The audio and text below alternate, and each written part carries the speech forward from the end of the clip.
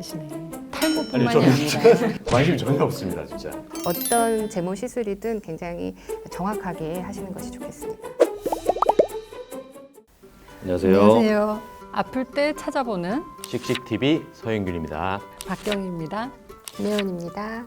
오늘은 제모, 털을 없애는 방법 그런 것들에 대해서 한번 얘기해 볼까 합니다.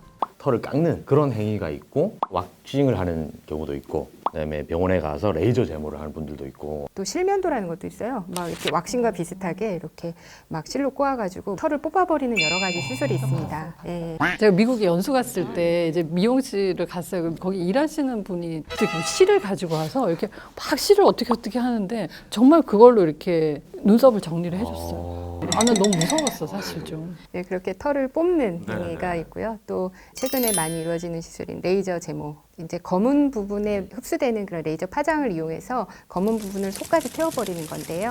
사실은 검은 부분만 태우는 게 아니라 검은 부분 주변에 줄기세포가 있기 때문에 그 줄기세포를 없애는 것을 목적으로 하는 것이 레이저 제모 시술입니다. 색깔이 있는 털이 아니면 안 된다는 거죠, 일단. 맞습니다. 그죠? 예. 네, 그러니까 흰 털을 제모를 하기 위해서는 염색을 하고 한다고 하더라고요. 염색을 해도요. 이 염색이 겉에만 염색이 되는 네네네. 거기 때문에 네. 제모가 되지 않습니다. 결국은 그 색깔이 좀 중요하잖아요. 그래서 흑인 분들은 레이저 제모를 할 때 피부 뭐 화상이나 이런 부작용이 일어날 수가 있고 백인 같은 경우에는 이제 털 색깔 자체가 이렇게 검지 않으니까 그것 때문에도 제모가 잘 되지 않는데 이제 동양인 같은 경우에는 레이저 제모에 최적화된 그런 인종이라 하더라고요. 정확하게. 네, 그래서 관심이 많으시네. 아니, 탈모뿐만이 저는 아니라. 관심이 전혀 없습니다, 진짜. 요즘엔 수염 제모하시는 분들도 많거든요. 수염도 하얗게 백모가 오기 때문에 수염 제모를 생각하시는 남성분들은 젊을 때 하시는 게 좋습니다. 사실 왁싱도 많이 얘기를 하잖아요, 요즘. 근데 병원에서 왁싱을 하지는 않으시죠?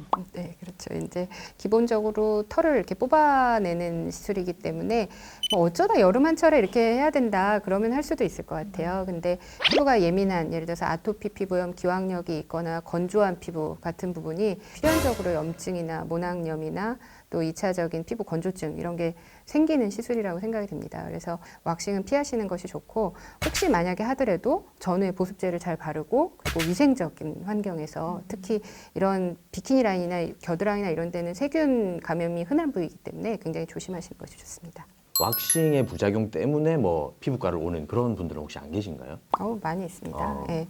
또 왁싱뿐 아니라 제모 레이저도 좀 너무 과하게 하거나 좀 잘못했을 네. 때 제모 레이저 할 때 제일 중요한 게 털을 완전히 깨끗하게 면도하고 제모를 해야 되는데 네네네. 털이 표면에 남아있는 상태에서 그냥 레이저를 하면은 그 까만 털이 피부를 태우기 때문에 주변이 화상을 입을 수 있거든요. 그래서 어떤 제모 시술이든 굉장히 정확하게 하시는 것이 좋겠습니다. 레이저 제모를 이제 꺼려 하시는 분들이 보니까 한 번에 다 안 된다 이거죠. 그러니까 몇 번 정도 하는 게 맞고 뭐 얼마 정도 간격으로 하는 게 좋은지.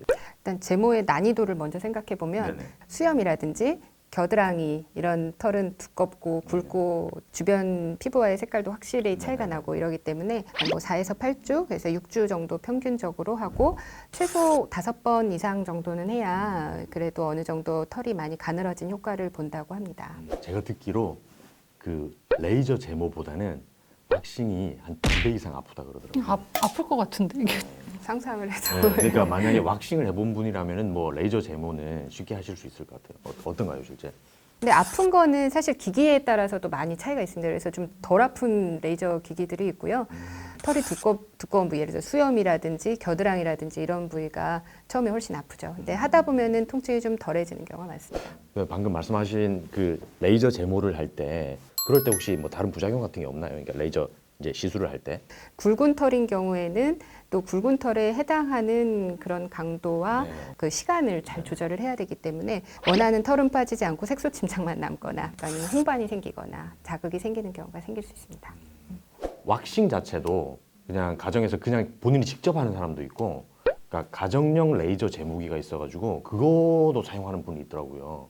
그러니까 그런 거는 안전한가요? 그러니까 의료진이 하지 않아도. 집에서 레이저를. 그러니까 가정용 레이저 기기가 이제 출력을 많이 낮추고 조금 이제 화상을 입거나 이러지 않을 용도로 나와 있는 것들이 많이 있는데 실제로 저희 환자들 중에 여기 얼굴에 제모를 했는데 털이 이렇게 두껍게 나는 경우가 있었거든요. 그래서 가정용 레이저 제모 기기는 가능한 좀 지양하는 것이 좋겠습니다. 차라리 집에서 할 거면 그냥 셀프 왁싱을.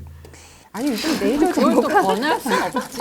알겠습니다. 레이저 제모가 너무 가격이 지금 낮기 때문에 아, 아마 네. 기계를 부담스럽지 사는 않으실 것보다는 거예요. 가는 게 더 쌀 수도 있어. 네, 알겠습니다. 맞습니다. 네. 우리가 오늘 제모에 대해서 자꾸 얘기를 하다 보니까 털이 되게 안 좋은 것처럼 여겨지잖아요. 왁싱하는 사람들이 대부분 청결을 위해서 한다고 하는데 사실 그게 틀린 말이잖아요. 예, 그래서 털이 보호 역할도 하고 우리 몸 안으로 이제 침투하는 그런 것도 막아줄 수도 있는 건데 오히려 그걸 제거하는 게 오히려 청결에는 나쁠 수도 있다. 예. 네, 이제 곧 날이 많이 풀릴 텐데 이제 왁싱이나 제모나 하는 건 좋지만 그러니까 전후로 피부 관리를 잘 해서 하시는 것이 좋을 것 같습니다. 네, 다음 시간에는 더 유익하고 재미있는 내용으로 다시 찾아오겠습니다. 감사합니다. 감사합니다.